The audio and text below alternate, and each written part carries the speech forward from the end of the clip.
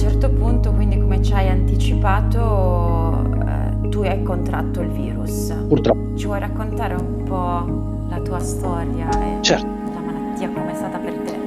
ho iniziato a avere febbriciatola intorno al 15 di marzo più o meno. È aumentata, per 2 o 3 giorni ero convinto di riuscire a guarire autonomamente a casa. Al terzo giorno o quarto, adesso non ricordo esattamente, abbiamo deciso di chiamare il 118. Mi dicevano che fin quando io respiravo non sarebbero intervenuti. Fortunatamente avevo uno strumento in casa che si chiama saturimetro. L'ho utilizzato per verificare com'era la mia ossigenazione del sangue, era molto bassa, 86, minimo deve essere 90. Ho richiamato per l'ennesima volta il 118, ripeto, non so se avevo fatto 2 o 3 chiamate, e come ho detto appunto che io respiravo, perché loro chiedevano se respiravo, io ho detto sì, certo che respiro, però sto saturando all'86%. 10 minuti dopo l'ambulanza era qua a prendermi, mi hanno portato immediatamente al pronto soccorso di un ospedale qua vicino, mi hanno diagnosticato che ero positivo, sono stato portato in questo reparto, che era un reparto nato alcuni giorni prima, perché il 19 di marzo eravamo agli inizi di questa pandemia. Immediatamente mi hanno messo lo scafandro, quel casco che serve per respirare, perché avevo i polmoni ormai quasi collassati. Erano 3 o 4 giorni che ero a casa, come dicevo prima, e quei 4 giorni sarebbero stati fondamentali per risolvermi il problema in modo meno gravoso. Io ho aspettato e la situazione si è aggravata. Le mie condizioni fisiche non miglioravano, anzi peggioravano. Io avevo questo scafandro in testa, non so chi lo conosce o chi purtroppo lo ha già provato, è un'esperienza abbastanza traumatica, perché ti infilano questo pallone in testa dove entra ossigeno a tutta birra per farti respirare. Eh, Dopo il quarto giorno, quinto giorno di degenza con questo scafandro, la mia situazione non migliorava. Il quinto giorno, sesto giorno, ma ripeto, non ricordo esattamente, sono stato trasferito a Milano al Sacco.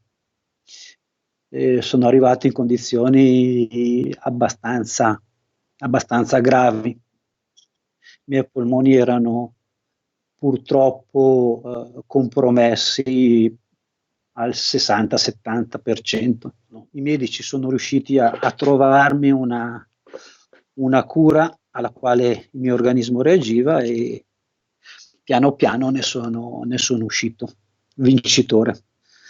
Vincitore perché i primi giorni credevo veramente che avessi le ore contate. Che cosa ti ha dato la forza di affrontare questa situazione? C'è qualcosa alla quale ti sei aggrappato? Vai ad aggrapparti a tutto quello che hai. Io ho avuto mia moglie che è stata non fantastica, di più. L'unico modo, l'unico modo per avere un contatto con qualcuno era le videochiamate. Non riuscivo a parlare, non riuscivo a sentirla, ma il vederla, e vederla sorridere e farmi cenni, dai che ce la fai, sono quelli che mi hanno dato la forza. Dentro quel casco pensavo, se riuscirò ad uscirne, penserò di più alla mia famiglia, lascerò perdere tante cose che mettevamo prima davanti.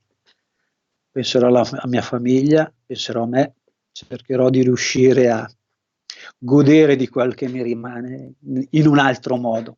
Chi non è stato toccato in prima persona, o che magari si lascerà scivolare da dosso la cosa in un'altra maniera. chi come me, come la mia famiglia, come i miei familiari, i miei amici, tutti quelli che mi sono stati vicini in questo periodo, credo che siano rimasti tutti colpiti e quindi in futuro faranno molta più attenzione su tutto. C'è un episodio o una storia positiva che ti ha particolarmente colpito in questo periodo?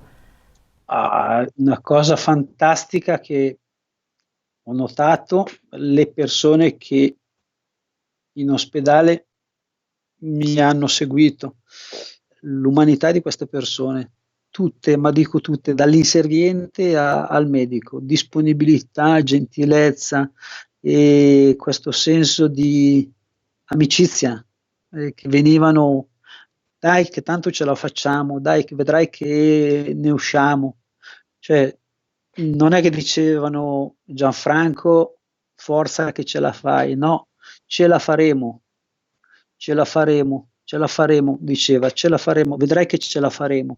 Ecco, questa cosa mi ha riempito di gioia, veramente. Mi dicevo, ci sono persone che non conosco,